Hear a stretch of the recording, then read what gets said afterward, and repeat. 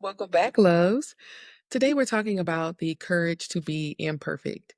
And I know that everything you see in the media really encourages perfectionism. And we're taking a different approach today. I want you to leave this episode with the courage to actually be the opposite, be a little imperfect, be a little more relatable. That's something that I'm working on. So I'm excited to dive into that with you today. Now, first of all, we have to talk about this illusion of perfectionism and where we even got this from. A lot of people say, well, there's societal pressure, there's the cultural norm of it all. And then I'd like to also insert, as a therapist that practices psychodynamic therapy, that our childhood has a lot to do with it and what we were taught. I always think of, the grades that were acceptable in my home and the grades that weren't acceptable and how that really led me to being a high achiever in high school. And then with my own kids, I have 2 kids now. Whatever grade they get, we talk to them about whether or not they did their best. Do you think that you put forth enough effort? And we're not talking about what mommy and daddy think right now. We're not talking about what your teachers think, what your school counselor thinks about it. We're talking about you as an individual. Do you think you put enough into this? And oftentimes they will say, I did. Actually, all of the time I hear, I did. I put so much work into it. I tried really hard, mommy. And so then we talk about, okay, well, you tried really hard with the internal resources that you had at the time. And so this is acceptable to us because you did put forth your best effort and we don't expect you to be perfect. So there is this illusion that we have to be, and sometimes that does come from childhood. And myself, being a person who lives with obsessive compulsive disorder and had it as early as age 7 and took on all these messages of how I needed to be and how I needed to present in the world, I took it very seriously. And no one knew I had OCD. So no one knew that I needed a little bit of adjusting. Okay. So we may see stuff on TV or online nowadays on social media, and we see people painting this picture of perfectionism that they can't even maintain. I think about all of the videos that I've seen this year alone of people saying, "Oh, I was never taking that medication. I was never doing that. Oh, I never actually got that degree. I knew you couldn't confirm it. I just banked on you not checking." So the illusion of perfectionism is huge. It is societal. It's weaved throughout so many facets of our culture and our personal lives. And I really think in order for us to break that and allow ourselves to be more imperfect, we have to get to a point where we acknowledge several things. One being, what mental health concerns are present in a person and how do those impact their ability to achieve certain things? Because when we are facing this illusion that we have of perfectionism, we have to also talk about anxiety, burnout, and procrastination. Those things are going to be present as you fight and claw your way to the top of whatever field you're in, or maybe you're even doing this in your personal life and you find that you can't actually achieve it. Well, then what do we have there? You're going to get anxious because you're not meeting the mark. You're going to burn out because you're pushing yourself harder than you actually should be pushing yourself at any particular stage in life. And you're going to burn out. Ultimately, you're going to have all of these things present and it's not going to be good for you. Perfect is often an unattainable illusion. That's your takeaway. So, what are the costs of you pursuing perfectionism? I think they're oftentimes hidden because all people see is the success externally, and inwardly, we have to talk about what you deal with. We've already talked about anxiety a little bit. That one's a little more self explanatory. However, left unchecked, anxiety can worsen and start to manifest itself physically in your body, and we do not want that. Also, there can be this fear of failure that people have, and so they don't try new things. If you think about a person who strives so hard to be perfect for 3 years straight, and then they never attain it because it's not attainable, right? We've established that. At the end of the day, they just stop trying. Therefore, they stop growing. They stop pursuing things that they enjoy in life. And then you also get analysis paralysis because you're constantly analyzing yourself when you're in the pursuit of perfectionism because you have to. That's perfectionism, right? What is perfectionism without you analyzing every single aspect of your life and whether or not you're hitting the mark? Are you getting that A because a B is not good enough? Are you getting that B because a C is not good enough? The grades will never be good enough, right? Your body type will never be good enough. Your knowledge base will never be good enough. Newsflash, we actually want to be forever learners. At least I do. Let me know in the comment section if you want to be a forever learner. There's no way we could learn everything there is to know on this planet. There just isn't. So why not give ourselves the grace to keep learning? I think we actually have to give ourselves grace for that. And what about your creativity? When you're pursuing perfectionism, oftentimes you're looking at a model of it. A lot of people look at celebrities and public figures and analyze their lives, and they're only doing this from what they're being shown, right? Those little tidbits of their lives. And you want to be so perfect that you try to be just that. Only you're analyzing their highest moments that they've recorded for you to see. Like, think about it. Even this podcast episode will be edited to an extent. You will see the best clips of it. You will not get the ums and the ahs. I will have all of those filler words edited out. I've also learned to talk in sound bites. So there are less of those to edit out these days. However, I'm even giving you my best in this episode. Part of that is because I understand human behavior. I understand psychology. I understand the wave of trends that we're on. And anytime you post on a social media platform or a platform that is searchable, such as TikTok or YouTube, well, people are looking for keywords, right? So even in this podcast, I am giving you my absolute best. And I don't want you to take away that she's perfect because I am not. I use a piece of software that helps me edit this very well. Let's talk about the cost to your mental health and well being, though, because if we're trying to achieve something that we actually cannot achieve, then inevitably we will fail at it because there is no perfectionism. So, what does this look like? A lot of people end up becoming depressed. People get to the highest point of their careers and then they commit suicide.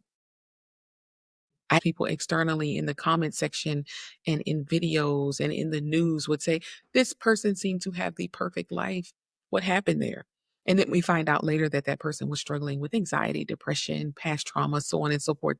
So they were at the top of their game, but they hadn't achieved perfectionism. So when I talk about the mental health risk of this, it's huge because for some people, it's something we cannot reverse that ends up happening. And so it's so important for us to get to this point where we accept ourselves as we are and we set some goals and say, yeah, I want to improve myself. I want to get better in this area. And still, though, I don't want to be perfect. Here's a fun little story for you. So I've already mentioned I have OCD, right? I'm looking at my ring. My wedding band is not perfect. When my husband got me my wedding band, I analyzed it after he proposed and I looked at it, all these different angles, and I noticed that the diamond was slightly off. And I went to the jeweler and asked him if he could fix it. I know my husband knows this, so this is not a secret. And the jeweler told me, he said I could. And by taking it apart, I could risk damaging it too. So I do see what you're talking about, Marquita. It is slightly off. I get that. Is it something you could live with? And I had to think about that. And what I decided was at that point, I can't remember if I was still on medication for OCD at that point because we've been married almost 14 years now and we were engaged for up to 2 years until our wedding day.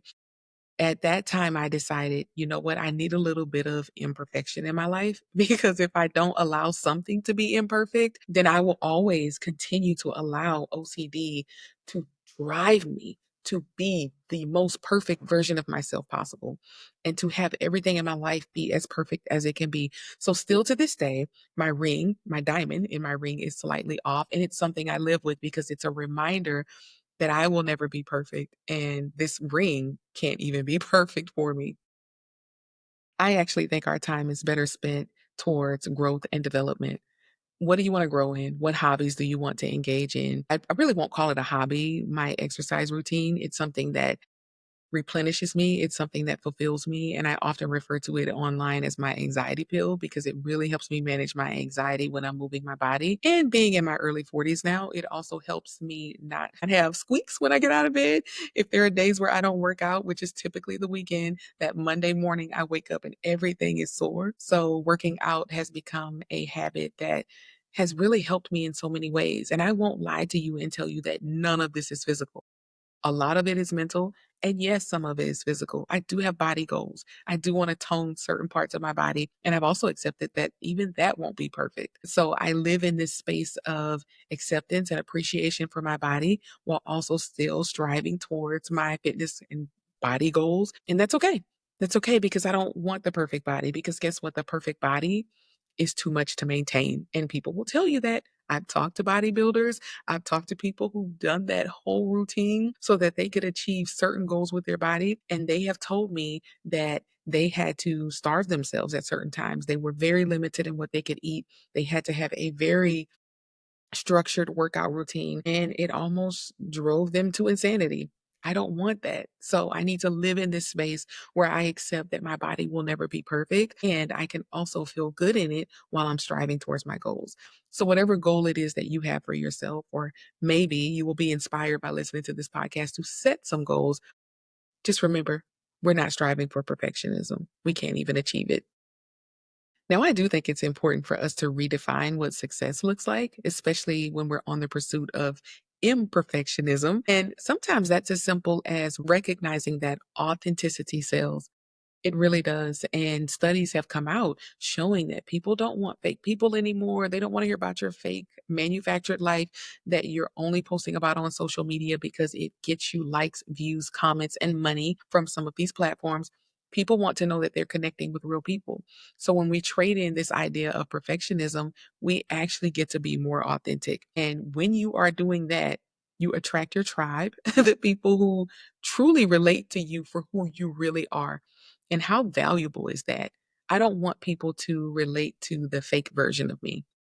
Now, I did mention that I edit these videos. However, you still get a sense of who I really am through these videos. And if you're listening to the audio version of this podcast, this is me. This is how I really talk. I cannot edit that out.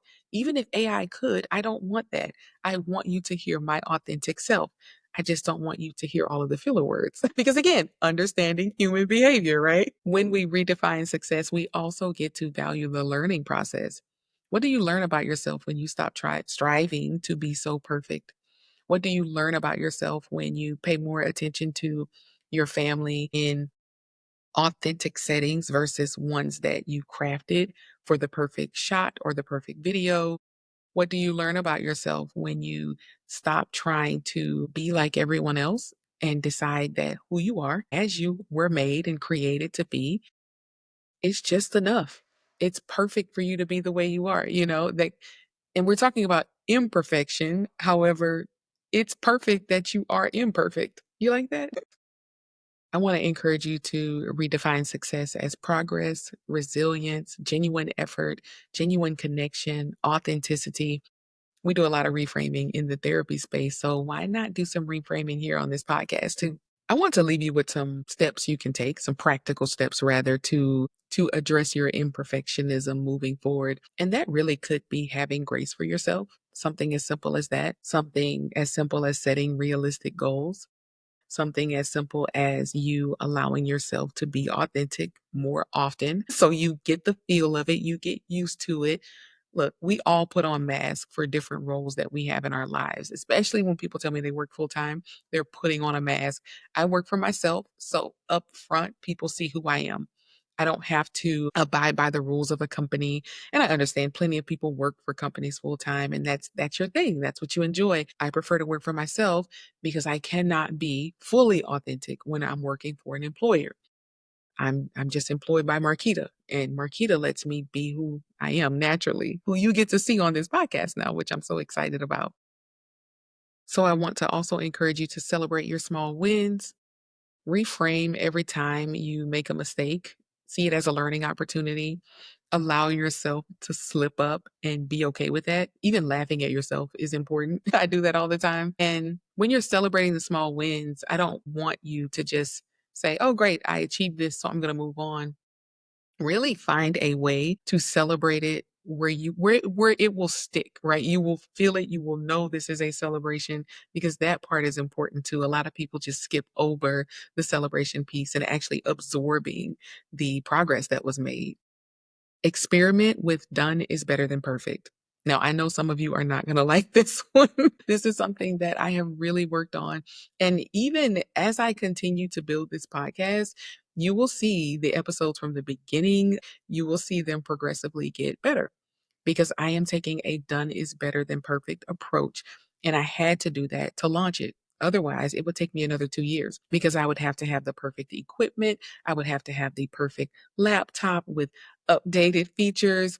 I would have to be more perfect. My hair would have to be perfect every time. I certainly want to look good when I come on here. However, this is not close to perfect for me, believe it or not. So, done is better than perfect, good enough. Some people have a hard time with that, but sometimes things are good enough. And let me tell you why. One of the things that I learned in studying how to start a podcast, how to grow a podcast and build a community around it was that if you don't start posting, you don't get to test. You don't get to see what people like. You don't get to see what people are going to respond negatively, neutrally, or positively to. So if I'm shooting for perfectionism, right, with every single video and audio episode that I release, and people pick that apart, where do I go from there? That was the best I had to give you. That was my perfectionism, right? If that was the best, then how do I go up from there?